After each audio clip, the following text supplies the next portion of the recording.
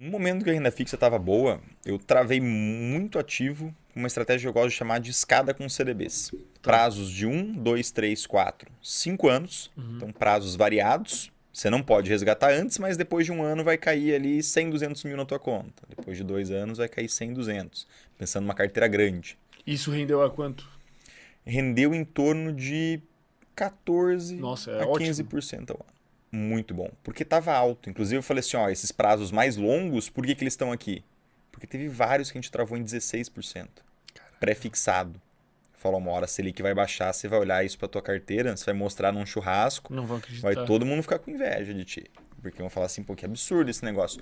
Por isso que a gente não pega tudo com prazo de 1 ano ou 2. A Porque é gente quer novas garantir o que é bom oportunidades. exatamente durante mais tempo. A gente perde liquidez, mas ao mesmo tempo garante uma taxa que é boa durante mais tempo. E conseguimos pegar também inflação mais 7, inflação mais 8%. Hoje tem uma inflação mais 6,5%, que seria tudo que o seu dinheiro desvalorizar, você ganha. Então ele corrige a inflação e te dá mais 6,5%, que é um título bem interessante para o momento atual. Então, diversificação também na renda fixa. Ações eu não tenho comprado muito com os clientes, Por quê? porque a gente tem se posicionado mais internacionalmente. Como assim? Comprado Tá. Mais coisas internacionais. SP500 lá fora. É muito difícil comprar ações no contexto brasileiro hoje. Tu acha que Bolsa, tá muito louco, assim, tá muito volátil, pode cara, acontecer muita o coisa. problema não está nem no Brasil, é que a bolsa americana estava barata também. Então Então vocês você olha aproveitaram a assim, tem oportunidade. duas bolsas muito baratas. Aí você fala assim, poxa, aqui a gente está diversificando, saindo um pouco do país e criando esse conforto. Quando a gente olha para potencial de crescimento das empresas lá, elas estão dentro de um ecossistema muito mais favorável para esse crescimento. Né? E toda a insegurança é causada por uma disputa política louca, uma Exatamente. instabilidade louca. A gente não sabe o que vai acontecer amanhã. Pode ser que amanhã a gente acorde e tenha a PL das fake news aprovada. Ou pode ser que amanhã a gente acorde. Exatamente. Aí já vão censurar o teu vídeo aqui. É verdade, a gente talvez nem poderia Compartilhem com os falar. amigos antes que censure. Antes que seja tarde demais, deixem o like aí, comentem e mandem pros amigos, porque algum momento pode ser tarde demais. Exato. Mas daí, por essas questões, vocês têm preferido investir Exatamente, cara. Quanto fora. mais grana o cara tem, maior deve ser o patrimônio lá fora. Porque, assim, lembra que a gente começou conversando que o meu foco, assim como o foco da EQI, a gente garantiu o objetivo do cliente? Uhum. O objetivo, geralmente, o cara quer sossego para a família, ou a moça quer sossego para a família dela, que é liberdade financeira. Eu quero viver de renda, Rafa. Eu vou continuar trabalhando porque eu gosto, mas eu não quero precisar trabalhar. Se der um problemão gigantesco, eu quero garantir que meus filhos vão poder estudar, que vão ter comida na mesa, as coisas vão continuar dando certo na minha vida. Eu falo, show de bola. Para isso, a gente olha para quanto a pessoa gasta, imagina a curva do que vai acontecer com essa família. Poxa, filhos com idade maior começam a gastar um pouco mais, né? Até se formar. Então, a gente já projeta o quanto isso vai aumentar e fala, bom, você precisa de 5 milhões para conseguir essa liberdade, precisa de 7, precisa de 8 milhões. Quando eu mando uma parte desse dinheiro lá para fora e pego boas empresas, primeiro que tem um potencial excelente de valorização, dá para ganhar muito dinheiro, assim como dá para perder, né? Porque tem Variação, volatilidade. sim. Só que quando a gente olha nos últimos 20 anos de bolsa americana, ou nos últimos 30 anos, assim, longo prazo aquilo sempre foi para cima. Tem muita empresa boa lá e é um país que ajuda as Uhum. empresas, o negócio acaba funcionando muito bem. Então você ter ali 30% do teu patrimônio, 40%, para quem está começando, 10, 20, gera um conforto gigantesco. Você deita a cabeça no travesseiro de noite e fala assim, bom, se der tudo errado no Brasil, eu tenho dinheiro lá.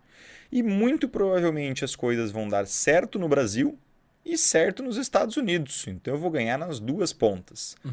Agora, se vamos pegar o cenário inverso que você comentou, né, de ações no Brasil. Se eu compro ações no Brasil e as coisas dão errado aqui, Argentina, Venezuela, Bolívia, Colômbia, Aí chora, né? danou-se, eu não Eu ia estou fazer uma cumprindo o meu outra piada, mas papel. ia ser cancelado. É, Sim. eu não- né, é complicado, sabe? No final das contas, quando você diversifica, você cria um contexto, Que tu se protege você de se todos os protege. lados. Exatamente. E se tudo é muito errado nos Estados Unidos e o Brasil for bem, você ainda está ali confortável, sabe? E nos Estados Unidos você consegue investir em Europa também, consegue investir em Ásia, então você consegue espalhar o dinheiro por tudo. Por isso que eu tenho priorizado. Isso não quer dizer que não tenha clientes que comprem bolsa. Eu, por exemplo, tenho muita bolsa brasileira. De vez em quando compro uma coisinha ou outra. De vez em quando pinta uma oportunidade lá que tu manda no grupão do Zap dos ricos, assim, irmão, Cara, ó, essa Magazine aqui tá absurda, vamos comprar. Não, Rola nem isso pode, aí? nem pode. Ah, não, cara. nem pode? Nem pode, mas às vezes a gente acha algumas coisas interessantes ali. Mas aí tu liga às vezes pro cliente e fala, cara, estamos com uma oportunidade boa aqui, como é que é essa dinâmica? Exatamente. A gente Mas por que liga... tu não pode mandar no grupão do Zap, assim? Porque tu poderia fazer um pump and dump, é isso? Cara, na realidade é porque não pode ser um negócio muito jogado quando a gente lida com dinheiro. Tá. Eu preciso explicar toda a tese de investimentos e aquilo não pode ser uma recomendação. Não pode ter caráter de você recomendar. Pela, inclusive, regra da CVM, não sei se eles já alteraram. Eu tirei ali minha certificação há bastante tempo já, né? Você não pode nem falar com o teu celular com o cliente. Você tem que usar a linha telefônica da mesa de operação. É um troço muito, assim... Arcaico. Anos sei lá, 90, anos sabe? 90. Então, mandar por Por que WhatsApp não pra pode dar um recomendar problemão... investimento? Por isso que todos os que têm canal de investimento, todo mundo fala, isso não é uma recomendação. Exatamente. Não pode recomendar porque só o analista pode recomendar e ele está sendo regulamentado de outra forma. O analista não pode comprar o que ele está recomendando.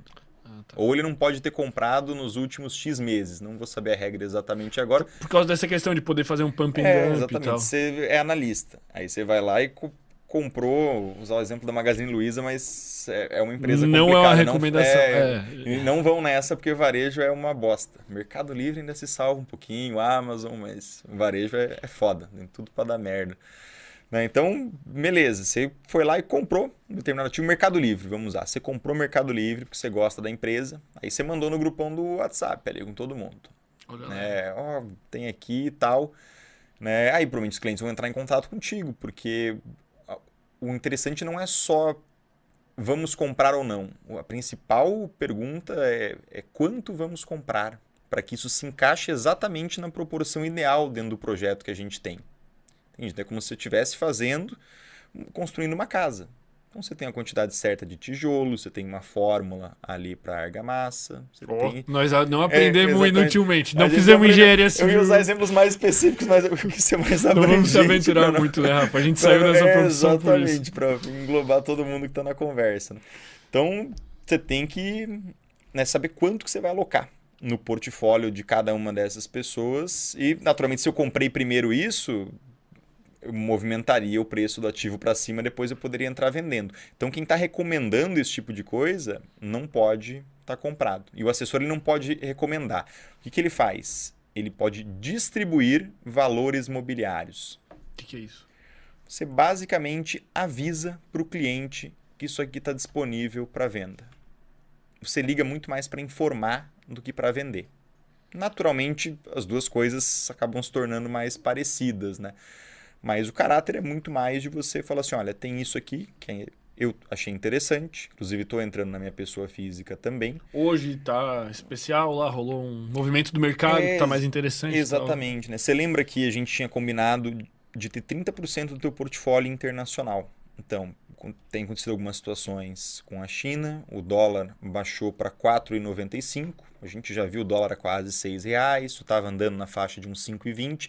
Eu acho que é um bom momento, uma vez que a gente está ali com 25% internacional, da gente cobrir esses outros 5% que estavam faltando e que a gente já tinha combinado nas reuniões anteriores. E eu gosto de planilhar bastante as coisas para meus clientes, então eles sabem que existe um projeto a ser seguido, eles sabem, olha, nesse quebra-cabeça estão faltando essas peças que quando aparecer um momento legal no mercado, a gente vai tentar colocar essa peça de uma forma mais barata, para ser mais eficiente. É o cliente que tem que comprar, tipo, vocês não têm acesso às contas. A gente tem acesso às contas, a gente não consegue comprar pelo cliente, mas a gente consegue enviar a ordem para ele aprovar.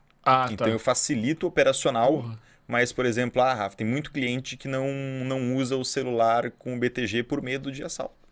O cara tem um celular do banco e tem um celular da vida. Fala, sabe, o celular está em casa. Fala, ó, a ordem vai expirar às 15 horas. Né? Ó, eu não vou conseguir hoje, me manda amanhã. Tem como mandar amanhã, eu preciso pegar o Uber e ir para lá. Né? Às vezes, se é um troço de última hora que apareceu e que é muito importante, acaba fazendo sentido. Né? Mas é o cliente que aprova. Eu não consigo, assim, Rafa, quebra essa para mim e aprova aí sem eu ter dado um ok. Em alguns casos, o que eu posso fazer? Eu posso mandar uma auditoria para ele por e-mail explicando tudo que a gente conversou e ele tem que me mandar do e-mail dele como aprovado. Aí eu encaminho esse e-mail para o BTG, converso para os caras, para eles, olha, dá baixa na ordem porque foi aprovado via auditoria por e-mail. Mas não é o que acontece normalmente. Normalmente tu manda a ordem. Exatamente, ele já faz todo esse operacional de uma maneira muito mais fácil. Mas se o cara está sem o celular do banco ou uma situação que é um negócio muito importante, a gente consegue ter esse segundo caminho, mas sempre com uma comprovação de que o cliente deu o aval dele para a operação. E o cliente pode fazer sozinho também, se ele se sentir confortável.